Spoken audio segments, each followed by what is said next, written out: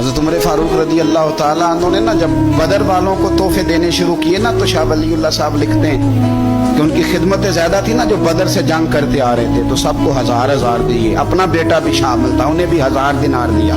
पर इमाम हसन हुसैन आए तो 2-2 हजार दिनार दिए, 2-2 हजार दिनार। तो अब्दुल्ला इब्ने उमर ने घर जाके अम्मा को शिकायत की कि अम्मा, मैं तो नबी पाक के ज़माने में जिहाद करता था और हसन हुसैन तो बच्चे थे, मदीना शरीफ की गलियों में खेला करते थे, पर मेरे अब्बा जी मुझे सिंगल देते हैं, उन्हें डबल देते हैं। अम्मा कहने लगी, पुत्र अगर तेरे अब्बा का मूड ठीक हुआ तो बात करूंगी, वरना मुझसे ना उम्मीद रखना कि उमर से बात करूँ। शाम को सैयदना फारूक आज़म रज़ी अल्लाह ताला अन्हु तशरीफ लाए, तो आपकी अहलिया ने ना मूड अच्छा देखा तो जनाबे उमर फारूक रज़ी अल्लाह ताला अन्हु की खिदमत में कहने लगी, छोटी सी बात करनी थी। बच्चों को प्यार होता है, वो मोहब्बत के साथ कुछ बातें कर देते हैं। आपका शहजादा कहता है